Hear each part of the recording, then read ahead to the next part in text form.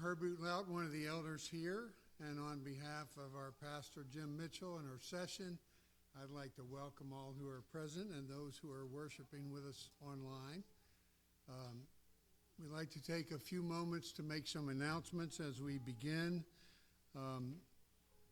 The Synod meeting starts this week, and our pastor and Joel Reed will be going to Synod, and so we ask our congregation to please pray for the decisions and things that are going to be happening at Synod.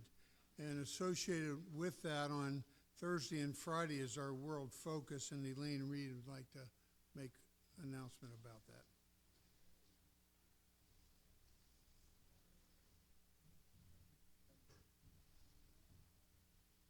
Hello, everybody. So on behalf of the missions team, I'd like to say that we for sure will have 6 families going to World Focus this year. We're so excited for the church's participation. For those of you that are still debating, it is this Thursday, June the 8th, and Friday, June 9th. If you were thinking about going up and just doing a day, personally, I would recommend Thursday. It starts at 1 o'clock. Everything opens at the Youth Activity Building. That's the gymnasium at Von Clarken at 1 o'clock. So you would have the morning, you could drive up there, view the different booths of all the different missionaries, and then you could drive back later that evening. It's a tough trip to do in one day, but it is doable. Joel and I have done it many, many times. So it is doable. Friday, the booths will open at 9:30 and then close down around 10, and the final service will be at the chapel at 11. So World Focus will end about 12:30 on Friday. So that's why I recommend, if you're just planning the day trip, to do it on Thursday. If you have any questions, please look me up. Looking forward to having, like I said, several people from the church there to participate this year. Thanks.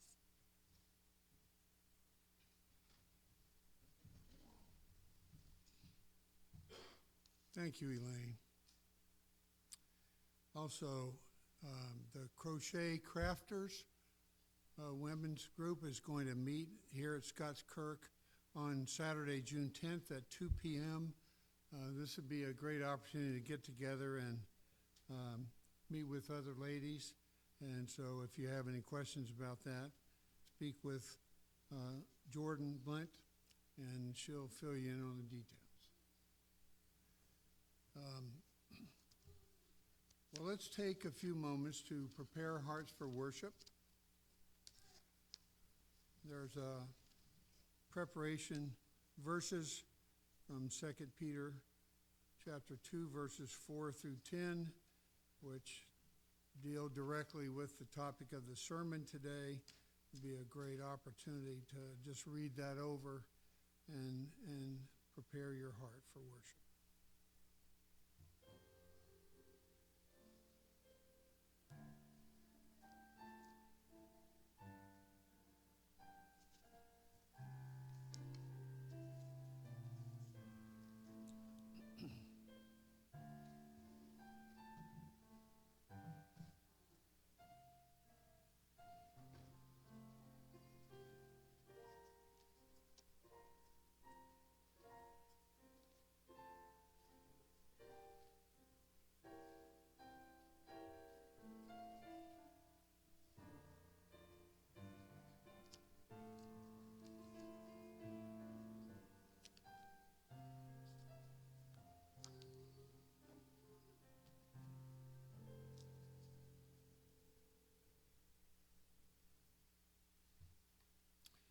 Our call to worship this morning is taken from the Psalms, and we'll be reading Psalm number 111 if you would like to participate.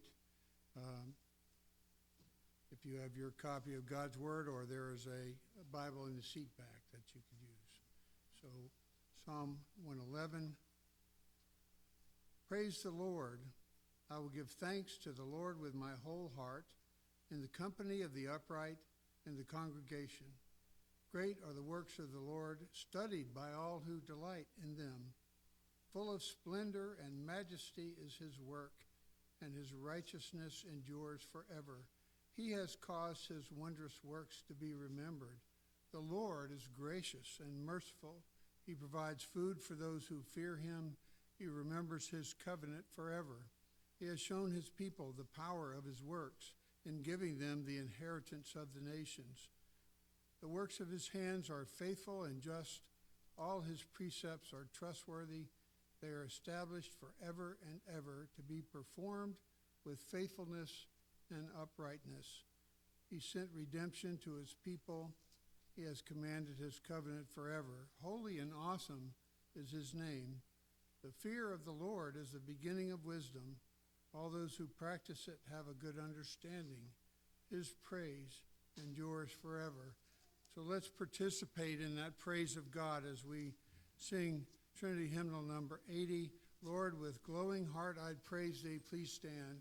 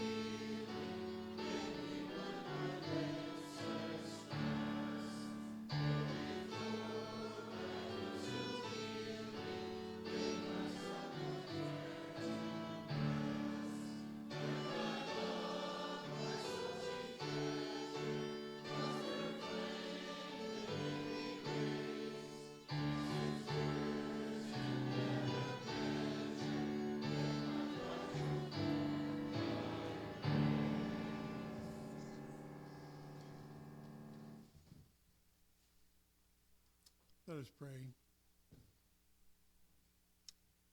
Holy Father, we come to praise you, to praise your Son, and to praise you, O Holy Spirit.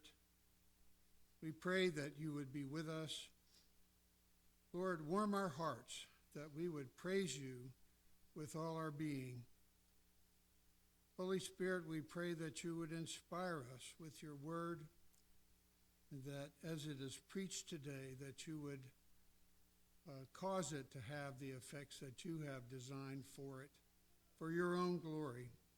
And Lord Jesus, we come in your blessed name, as you have paid the price for our sins, and we thank you for the love that the Father, Son, and Holy Ghost have for those that you have elected, redeemed, and caused to come here to praise you today. We ask it in the name of our Lord Jesus Christ, who taught his disciples to pray, saying, Our Father, who art in heaven, hallowed be thy name. Thy kingdom come, thy will be done, on earth as it is in heaven. Give us this day our daily bread, and forgive us our debts, as we forgive our debtors. And lead us not into temptation, but deliver us from evil. For thine is the kingdom, and the power, and the glory forever. Amen. Please be seated.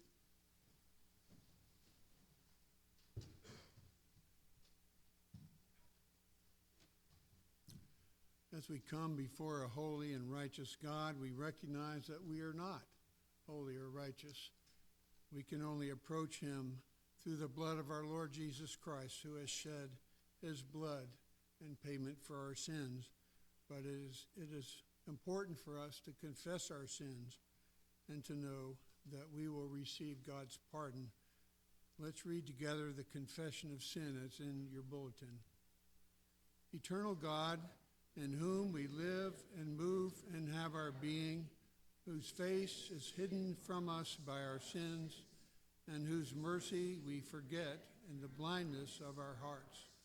Cleanse us from all our offenses, and deliver us from proud thoughts and vain desires, that with reverent and humble hearts we may draw near to you, confessing our faults, confiding in your grace, and finding in you our refuge and strength through Jesus Christ, your Son.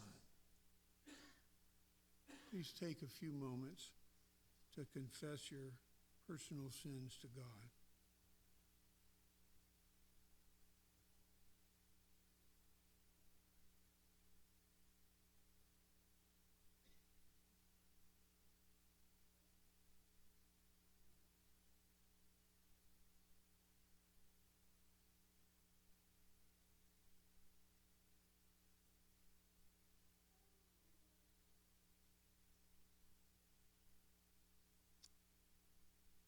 Amen.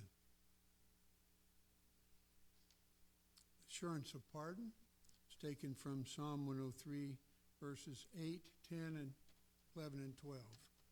The Lord is compassionate and gracious, slow to anger and abounding in loving kindness. He has not dealt with us according to our sins, nor rewarded us according to our iniquities. For as high as the heavens are above the earth, so great is his loving kindness toward those who fear him. As far as the east is from the west, so far has he removed our transgressions from us. Thanks be to God. Our confession of faith today is taken from the Heidelberg Catechism, questions 116 and 117. Please stand.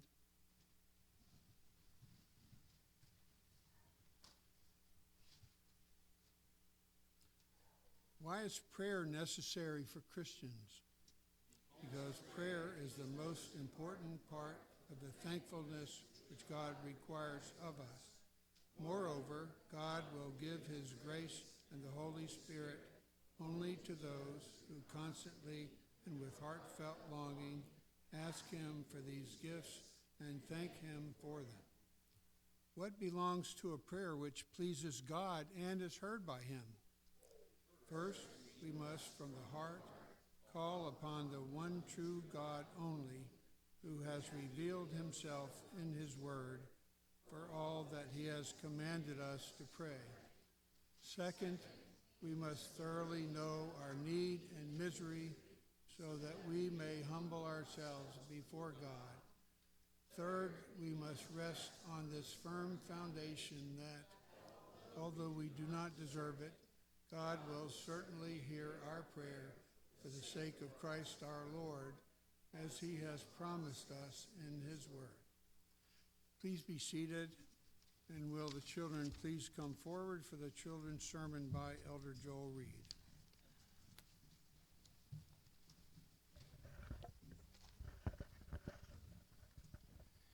Good morning. Oh, here we go. So we've been talking about Abraham, and you remember last week he had some visitors, right? And he fed them, and they were getting ready to leave, and he goes out and wants to make sure he gets them off on the right foot, right? He wants to make sure that they have a good trip. And he's talking with them. Remember, we talked about one of them was the Lord? And the Lord says to Abraham, I'm going to go to Sodom, and I'm going to be destroying all the people in Sodom and Gomorrah because they are evil. Well, if you remember, Lot, Abraham's cousin or nephew, lived in Sodom. So Abraham is talking with him, and very respectfully.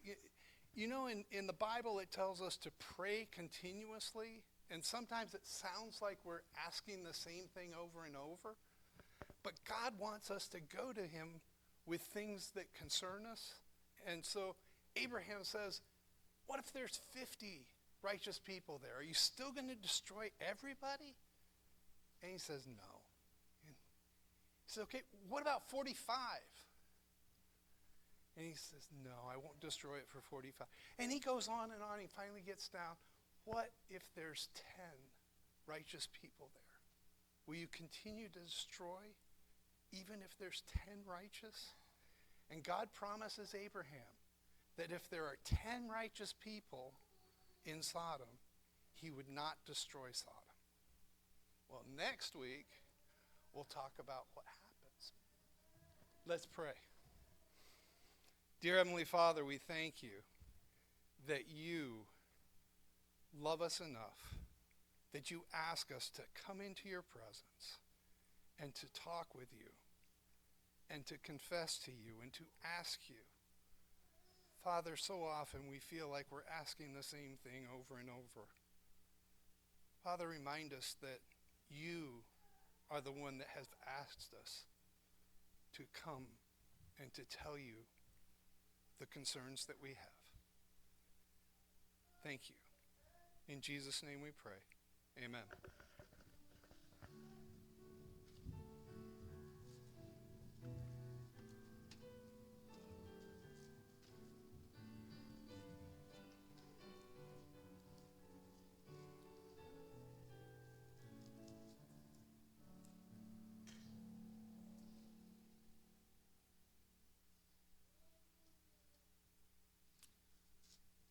Our scripture reading this morning is taken from Exodus 32, verses 1 through 14. This is a great illustration of the propensity that we have to worship the things that we have made. And in our adult Sunday school class, this quarter we're studying Jeremiah and Ezekiel, who are contemporaries, and they were confronting an Israel that had been steeped in idol worship. And God promised in his covenants that if Israel would keep his covenants, then he would bless them and bless their land, but that if they did not and they rejected him as their God over them, that he would not keep their land and he would drive them out, and that's exactly what happened. So this is kind of the beginning, the preview of what we can expect from Israel over the centuries. Exodus 32, verses 1 through 14. When the people saw that Moses delayed to come down from the mountain, the people gathered themselves together to Aaron and said to him, "Up, make us gods who can go before us. As for this Moses, the man who brought us up out of the land of Egypt, we do not know what's become of him." So Aaron said to them, "Take off the rings of gold that are in the ears of your wives, your sons, and your daughters, and bring them to me." So all the people took off the rings of gold that were in their ears and brought them to Aaron.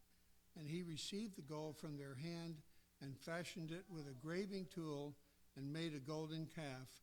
And they said, "These are your gods, O Israel, who brought you up out of the land of Egypt." When Aaron saw this, he built an altar before it. And Aaron made proclamation and said, "Tomorrow shall be a feast to the Lord." And they rose up early the next day and offered burnt offerings and brought peace offerings, and the people sat down to eat and drink and rose up to play. And the Lord said to Moses, "Go down, for your people whom you brought up out of the land of Egypt have corrupted themselves. They have turned aside quickly out of the way that I commanded them. They have made for themselves a golden calf and have worshipped it and sacrificed to it and said, These are your gods, O Israel, who brought you up out of the land of Egypt. And the Lord said to Moses, I have seen this people, and behold, it is a stiff-necked people. Now therefore, let me alone, that my wrath may burn hot against them, and I may consume them, in order that I may make a great nation of you. But Moses implored the Lord his God and said, O Lord, why does your wrath burn hot against your people, whom you have brought out of the land of Egypt with great power and with a mighty hand? Why should the Egyptians say, with evil intent did he bring them out, to kill them in the mountains and to consume them from the face of the earth? Turn from your burning anger and relent from this disaster against your people. Remember Abraham, Isaac, and Israel, your servants, to whom you swore by your own self, and said to them, I will multiply your offspring as the stars of heaven, and all this land that I promised I will give to your offspring, and they shall inherit it forever. And the Lord relented from the disaster that he had spoken of bringing on his people. This is the word of the Lord.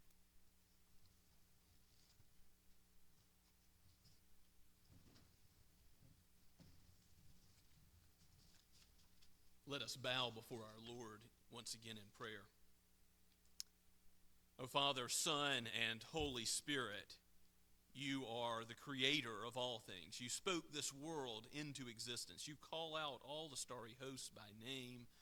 You are the one that upholds every molecule and directs it to your sovereign purposes, your ends, which are all holy and just and good, for you are holy and just and good.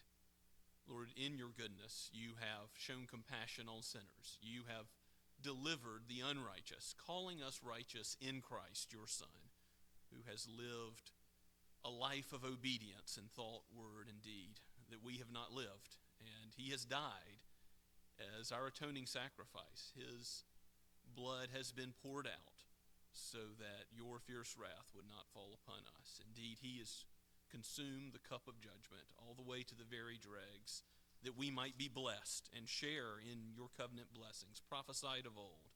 Lord, let this gospel ring forth both from this pulpit today and throughout the world, as every nation, tongue, and tribe gathers on this your day to have a foretaste of that rest which is to come, with the beholding of your presence and seeing you as you really are in the new heavens and the new earth. We pray that you would spiritually give us rest as we partake of your word, as we partake of the sacrament.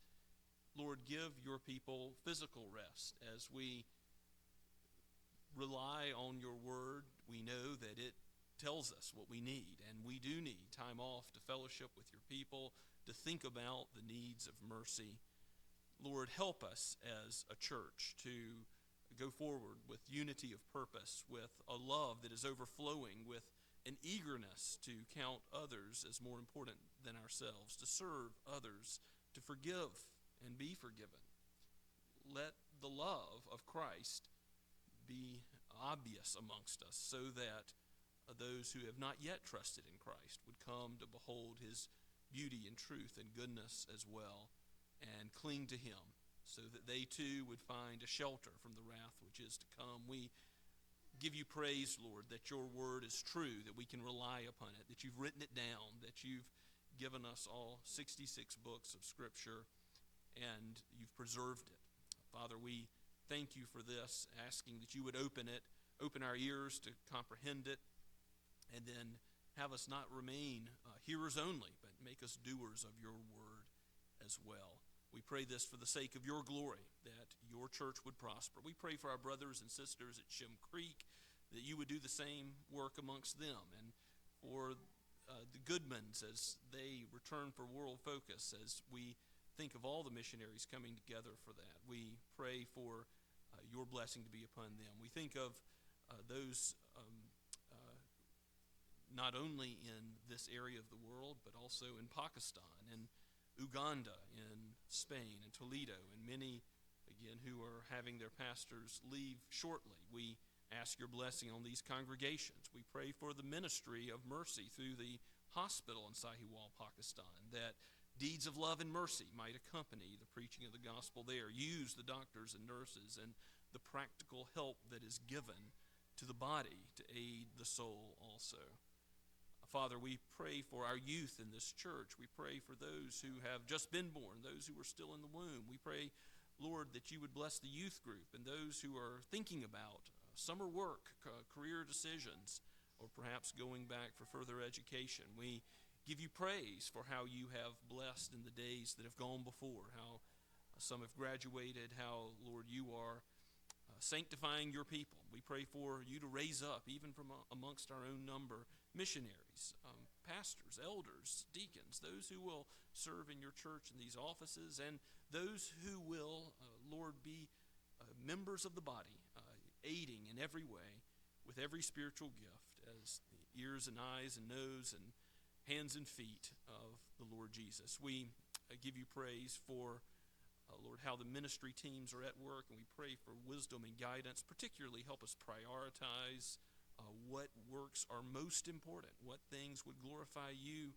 the most with our resources that we have of time, talent, and treasure. We ask, Lord, that you would bless us as a denomination, not only as this congregation, but bless the Synod to be faithful to your word and to make wise decisions, again, using our collective resources to plant more churches, to send more missionaries, to faithfully do what your word has called us to do, to extend your kingdom, Lord. We pray this not for the glory of any human being, but for your great name's sake.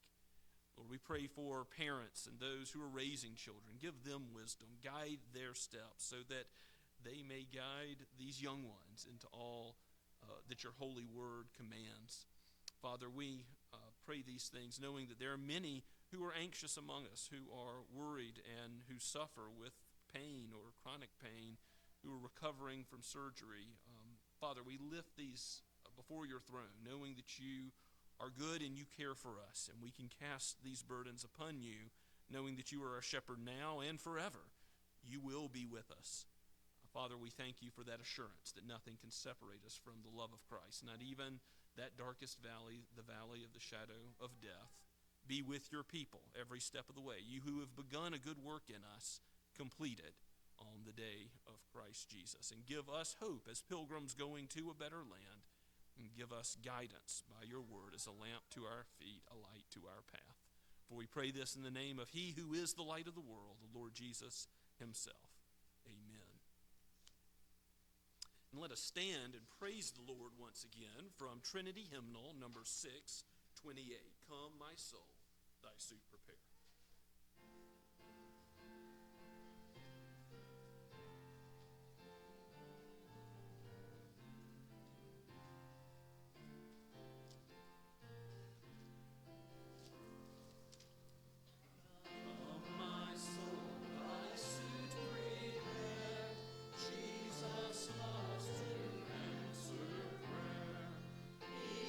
Himself has bid me pray.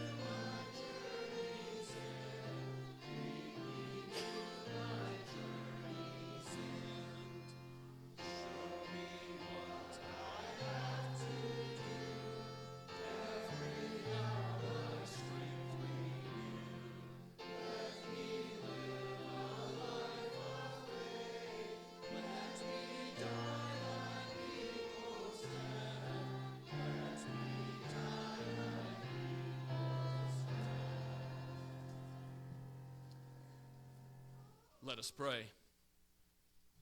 O gracious Heavenly Father, even as we are your people and you are our God, both now and forever, we praise you and we thank you for being the God that you are, holy and just and compassionate, with your mercies never failing, your faithfulness new every morning. You have brought us into your house today.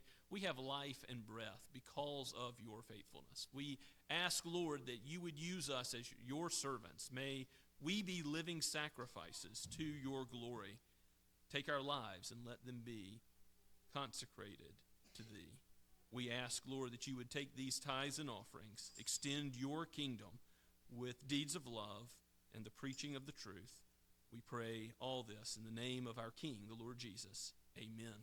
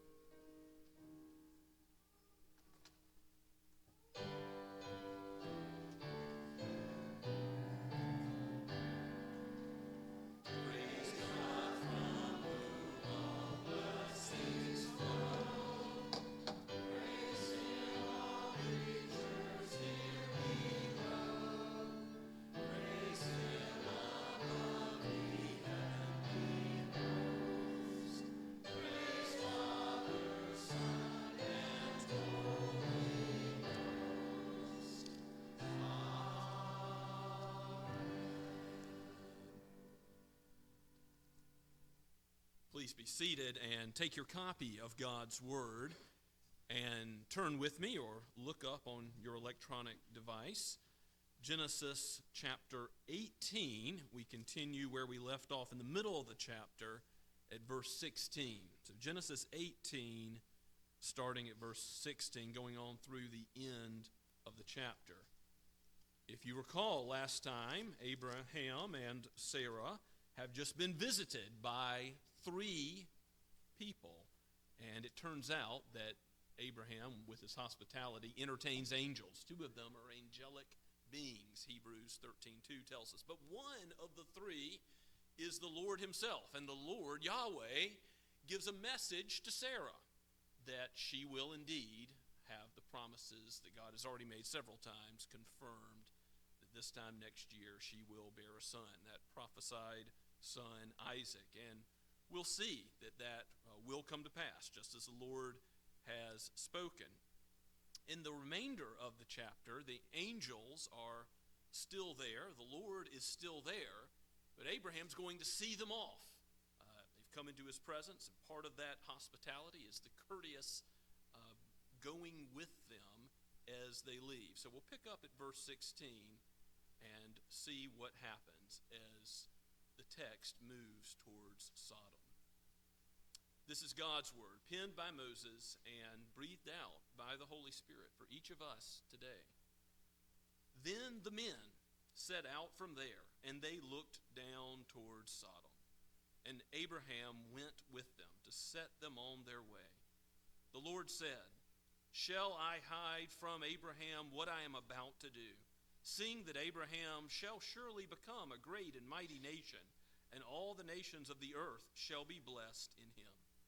For I have chosen him, that he may command his children and his household after him to keep the way of the Lord by doing righteousness and justice, so that the Lord may bring to Abraham what he has promised to him. Then the Lord said, because the outcry against Sodom and Gomorrah is great, and their sin is very grave, I will go down to see whether they have done altogether according to the outcry that has come to me. And if not, I will know. So the men turned from there and went toward Sodom. But Abraham still stood before the Lord. Then Abraham drew near and said, will you indeed sweep away the righteous with the wicked? Suppose there are 50 righteous within the city. Will you then sweep away the place and not spare it for the 50 righteous who are in it? Far be it from you to do such a thing, to put the righteous to death with the wicked, so that the righteous fare as the wicked. Far be that from you. Shall not the judge of all the earth do what is just? And the Lord said, if I find at Sodom 50 righteous in the city, I will spare the whole place for their sake.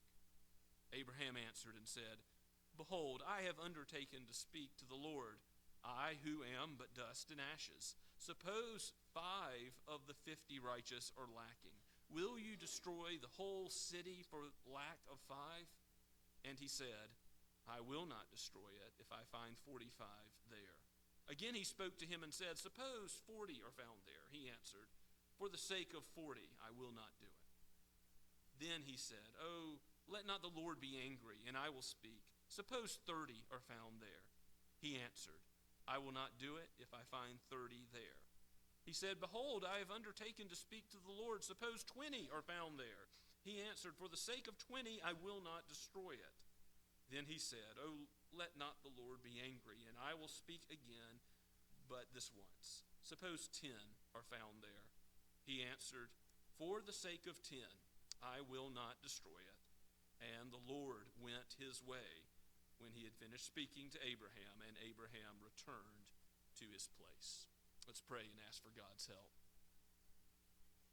O Holy Spirit, you who have given this word, open the eyes of our hearts now that we would comprehend it aright, that we would not only intellectually see the meaning clearly in its historical and literary context, but that you would give us the proper response in how we think and what we feel and what we do as a result of being those that you call righteous, not for any righteousness in us, but because of the righteousness of your Son, the Lord Jesus Christ. For it's in his name we pray. Amen. Abraham sees the men on their way as they look down towards Sodom. And here, with this large expanse of Scripture from the end of Genesis chapter 11 up through Genesis 25, where the focus is all about Abraham, now we have a little bit of the focus shifting for a short period of time again to Lot, to Sodom and Gomorrah, to the judgment that will befall that pair of cities, and what will happen to Lot's family. That will be next week as we consider what God will do, as Abraham sounds like someone in a Middle Eastern bazaar today, bargaining with God and saying, Lord, if it's this many, all the way down to 10, that most basic unit of society, what will later be required for a synagogue to exist, just 10 human persons. And the Lord says, I'm not going to destroy it if I can find in Sodom 10 righteous, 10 of his own, 10 elect, 10 chosen ones. And we'll see where that goes. Abraham, of course, has a reason for pleading like this. He's redeemed. He knows that he is called righteous because of the Lord's righteousness credited to him. We've already seen that back in Genesis 15, verse 6. God is the one who has redeemed Abraham from wickedness, and he cares about interceding for others. Lot, his own family. We know from the Hall of Faith that Lot, even though he has his troubles in the book of Genesis, that he is redeemed. And Lot's family, we're going to see how Lot's wife is going to look back towards Sodom. We're going to see how his daughters are going to show that they've been affected by the perversity of Sodom. It's going to be something where even for these 4 that are spared in the judgment that is to come, as God does judge those cities, as they will be in their rubble and in their ruins, a mark for years to come of how God fiercely deals with sin, how he must, as a holy God, judge sin. They will be destroyed. But with these that are spared, we don't get 10, we get 4, and we get one righteous man in Lot. As we have already looked with these angels and the Lord and Abraham's hospitality, look again at the end of verse 16, how he sets them on their way. You can find in the New Testament such a similar courtesy in Acts 20:36 and Acts 21. You see the same sort of pattern as the Lord gives his people a hospitality that will overflow not only throughout all the meal that Abraham has served in that great feast we saw earlier in chapter 18, but also in even how he sees his guests to the door, as it were. And the Lord speaks once these men are gone, these angelic men. In verse 17, God speaks to Abraham as a friend, certainly as a prophet, confirming who he is, being privy to the secret counsel of God that's to come, including this judgment that's coming on Sodom and Gomorrah. The Lord says, that's Yahweh, capital Lord, in verse 17, shall I hide from Abraham what I am about to do? And it's almost an internal conversation of the Trinity we are given here, seeing that Abraham shall surely become a great mighty nation, and all the nations of the earth would be blessed in him. Of course, Abraham, overhearing this, is getting yet another confirmation of God's promise to give him a blessing of land and make him a father of many nations. For I have chosen him, and here is why God says he has chosen him, that he may command his children and household after him to keep the way of the Lord by doing righteousness and justice, so that the Lord may bring to Abraham what he has promised to him. Commentator John Courage says there are 2 reasons why God discloses what he is about to do to Abraham. The first is the antithesis, to see how far apart he deals with cursing those who are against his kingdom and blessing those who are in Abraham, those who he will show his covenant mercy to. And that goes all the way back to when God first revealed to Abraham, he will bless and he will curse in accordance with his covenant. And here he's showing that to Abraham once again. But we can't miss that as for the house of the righteous, as for me and my house, we will serve the Lord. As Joshua will later say, there is a commitment here that God wants Abraham to have to teach his children. He wants them to visit the ruins and the rubble of Sodom and Gomorrah and to see. Don't do what they did.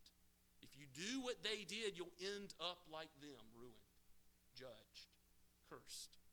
And so Abraham is going to be called by God to teach his posterity, to keep the way of the Lord by doing righteousness and justice. God has heard an outcry from Sodom and Gomorrah. You might say, well, what is that outcry? Their sin is very grave.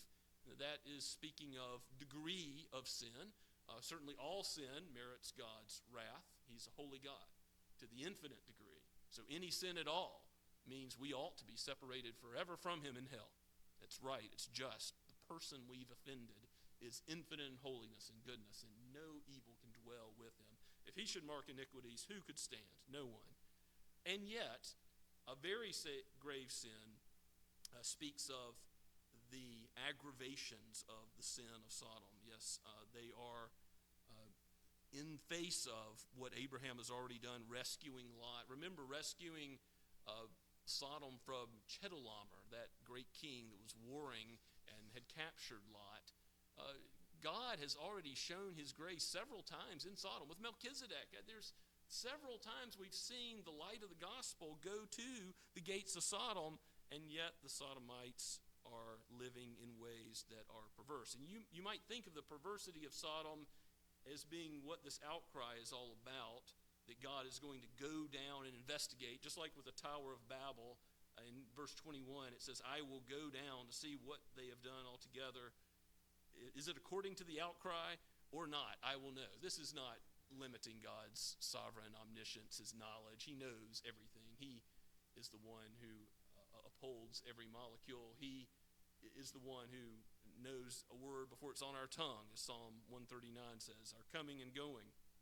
But he's going down like he did at Babel to see, what are the children of man up to here? And in a legal judgment capacity, he's going to view their actions and say, guilty or not guilty. And of course, we know what he's going to say. It's going to be according to the outcry that has come. But what kind of an outcry would it have been? An outcry not only for the sins that Sodom and Gomorrah are well known for, but also, if you look with me in Ezekiel chapter 16, Ezekiel 16 has some additional information about what sorts of things were going on in Sodom and Gomorrah. Now, this is directed towards Jerusalem in Ezekiel 16. But God is going to speak to Jerusalem because they have been like Sodom and Gomorrah. Start at verse 49, Ezekiel 16, verse 49. Behold the guilt of your sister, Sodom. She and her daughters had pride, excess of food, and prosperous ease, but did not aid the poor and needy. They were haughty and did an abomination before me, so I removed them when I saw it. And it goes on. An abomination is certainly a very grave sin, a heightened degree of sin. And listen to what Sodom has done. In addition to perversity, they have been prideful. They have been haughty in their own eyes. Pride goes before a fall, before destruction, and haughty spirit before a fall, Proverbs 16 says. Certainly, the excess of food, prosperity, and in that prosperity, material prosperity that Sodom had, they're not aiding the poor and the needy. And the poor and the needy are being downtrodden and hurt in Sodom. So who's crying out to the Lord for help? See, the Lord's not only judging the wicked, but he's also rescuing those who have no helper. He's hearing their cry, and he is a God who will enact justice on the behalf of those who cry to him. And maybe it was only one, Lot, praying for such relief, but we know that God hears those who call upon him in faith. So go back to Genesis. God will hear the outcry, and the men turned from there, and they went towards Sodom. Abraham is still standing just before the Lord at this point. And verse 23, it says, the words of Abraham in this bargaining commence. He will pray before the Lord in a way that we saw Moses pray in Exodus 32 earlier in our scripture reading. He will reason with God. He will ask God for things based on his attributes, based on the kind of God he's revealed himself to be. This reasoning is not done from a place of disrespect or haughtiness or pride. No, Abraham says, I'm but dust, and I will speak to the Lord, but do not be angry. He is very contrite in his reasoning, and nevertheless he does intercede for those in Sodom. Now he knows how the Sodomites live. Abraham has been living near enough to have an idea of what's going on down by the Dead Sea where Sodom is. And as God's focus moves down to Sodom, he is going to plead that if there's 50 all the way down to 10, that God not judge the city. Now, Abraham knows that God is the judge of all the earth, and he will do what is just and what is right. Verse 25, the judge of all the earth will do what is right, for sure. And will Abraham ultimately know that in wrath, God will remember mercy, as Habakkuk says in Habakkuk 3:2? Absolutely. I mean, if God should cause the collapse of these United States, if civilization as we know it is radically changed, as I assume one day it will be, because empires don't last forever in history. You can see that that's the norm, from everything from ancient Egypt, as we discussed in Sunday school, to Rome, till this great nation today. With all of the pride and the sins that are in our own culture that are quite similar to Sodom and Gomorrah. We don't know what a man or woman even is in our culture, much less do we fear the Lord in how we relate to one another as human beings. It's not in accordance with God's design for marriage in the beginning of the book of Genesis, as he reveals it in the garden to Adam and Eve. It may be the case that God judges this land while at the same time he remembers mercy towards his people. That's one way that we ought to pray before the Lord. Lord, in wrath, in judgment, remember mercy. That's what he did with the exile in Jeremiah's day. Israel swept away. But in God's wrath and in his judgment of those who were claiming to know him but did not, who were not his people, he did remember his people. And he was with his people, and his covenant promises went forward with his people because he is a God who is true to his word. We've seen again and again, he is a faithful God to Abraham. He's a faithful God to us. And so, even as we should look back at Sodom and Gomorrah and like Christ say, this is meant to teach us. Christ says it will be worse for us if we have gospel light exceeding what Sodom and Gomorrah had and we do not repent. He warns that Sodom and Gomorrah are a beacon of wickedness, but we also ought to remember that even as God judges wickedness, he redeems sinners who flee from such wickedness.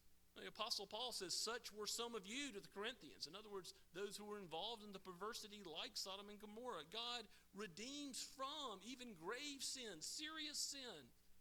And he changes you, not only to have a righteousness in Christ, counted righteous because of what Jesus did, his life credited to you when you have faith in him, his perfection credited to you, and your sins absolved by his blood. Even as we come before the Lord's Supper today, we remember we deserve God's fierce wrath except for Jesus, except for his life lived in our place, his death died in our place. But the Lord is one who graciously forgives sins. He graciously forgives the sins of Abraham. He graciously forgives the sins of Lot. Even as we see Lot has made some mistakes. He's dwelt in the land of Sodom. He'll be found at the beginning of the next chapter in the city gates of Sodom. He'll be found lingering in Sodom. The Lord blesses his people through faithfulness and changes us so that we will teach our children, don't go the way of these two cities. Don't go the way of turning away from God's designs and thinking that you have something better in your pride, in your arrogance, to think that you have a better design for humanity. We ought to reason in our prayer with the Lord. We ought to persist in prayer as Abraham did. Jesus says, keep praying and don't give up. When we're praying for lost relatives, neighbors, friends, those who don't know the Lord Jesus yet, we don't just pray a few times and say, well, I've prayed for them. Keep reasoning with the Almighty. Keep crying out for his compassion and his mercy. The Lord may be pleased, just even yet, to bring about a conversion of someone you've prayed for many years. I've seen God do it before, and I know he'll do it again. He's a great God. We can pray great prayers because he is a great God, and he answers great prayers. We can pray for reformation, revival. We can pray for nationwide prayers because we know he's done it before and he can do it again, and that he will most certainly protect his people. Nothing can separate us from the love of Christ. His mercy will be with us forever. He will be our shepherd, the good shepherd of the sheep, now and forever. It will be the case that God will redeem all of his people, whether or not judgment falls, whether or not judgment falls on a city. There is no collective judgment in the end. We all stand before God as individuals. The soul that sins will die.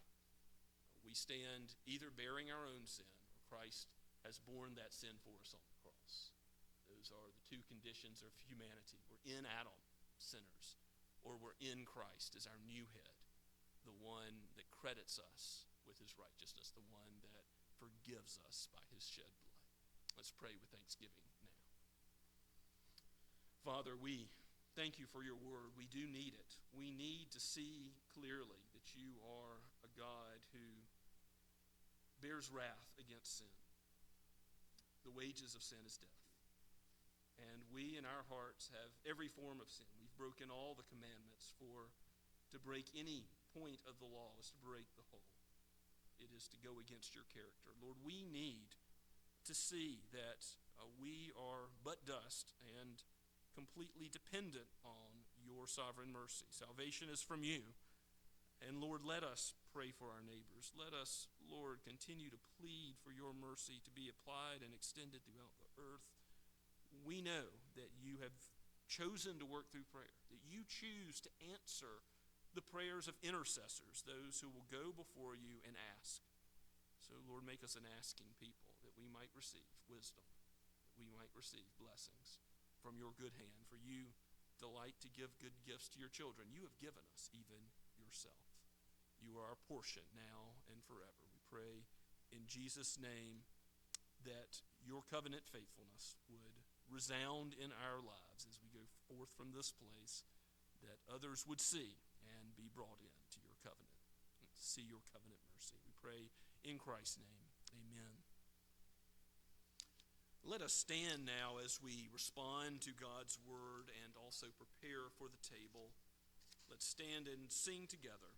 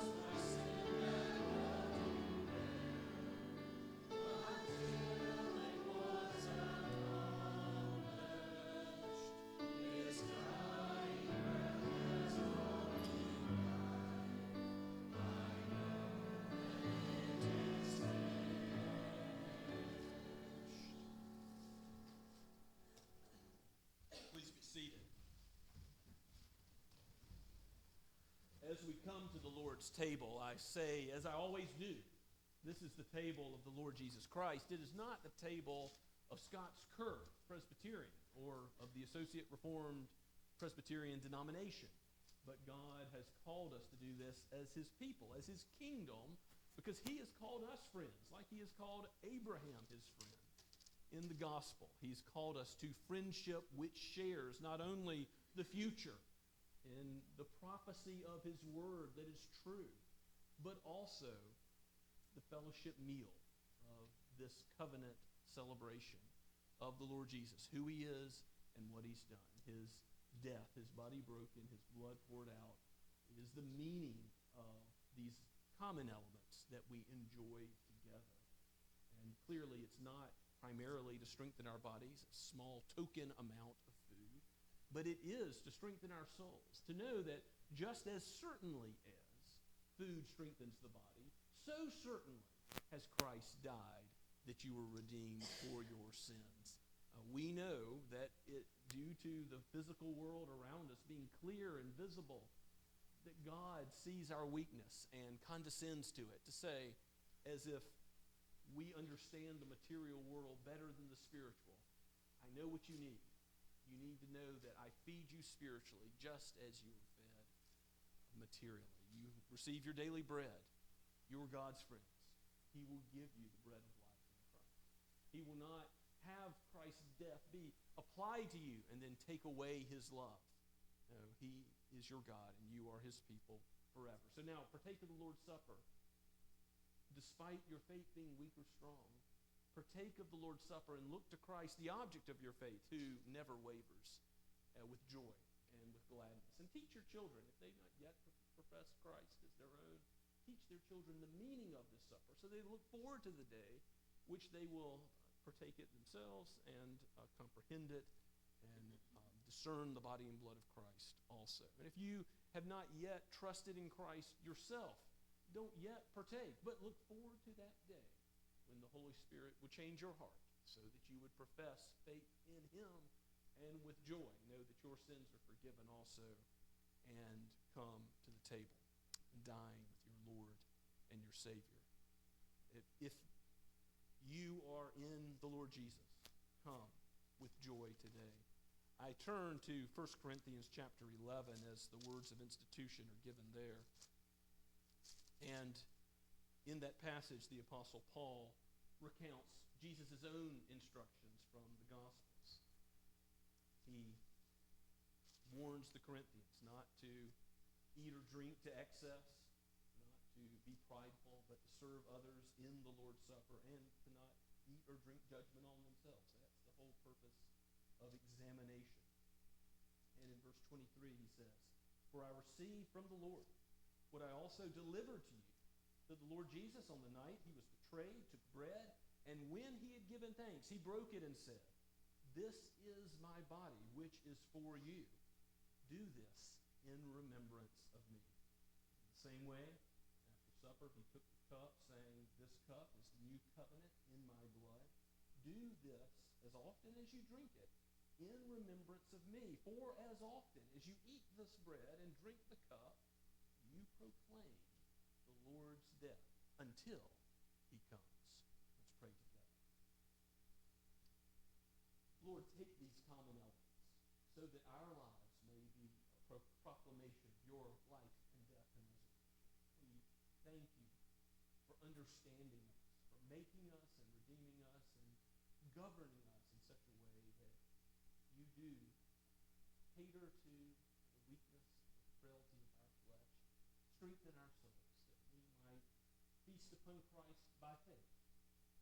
We use these common elements so that the surety of your gospel, the certainty of it, the pledge of your Holy Spirit, indwelling us even now, might be abundantly clear to us. For we pray in Jesus' holy name. Amen.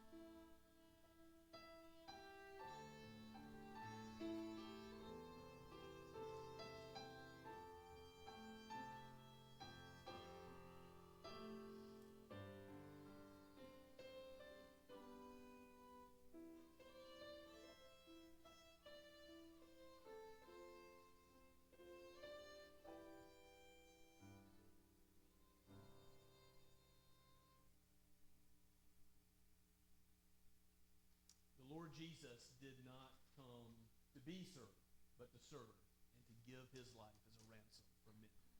Praise his name and be thankful.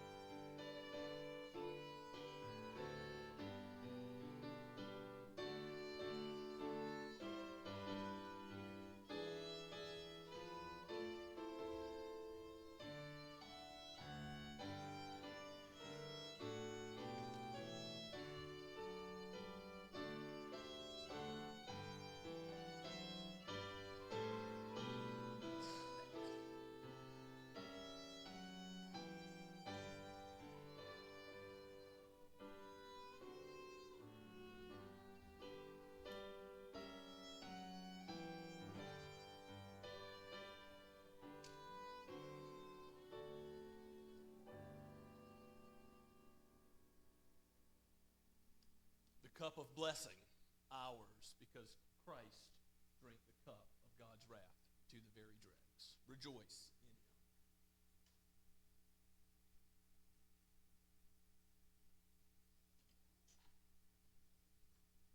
Let us pray together. Oh Lord, we thank you for this meal. Thank you for your friendship in the gospel of the Lord Jesus Christ. We praise you for who you are, what you have done, and what you will do in the lives of your people. For you are a faithful God, and your word is true. Indeed, you are coming soon, Lord Jesus. Come quickly, and deliver your people. We pray all these things, knowing that your faithfulness is new every morning. Your mercy endures forever. We pray in Jesus' name. Amen. And now let's stand and sing the final line, the final verse of our song.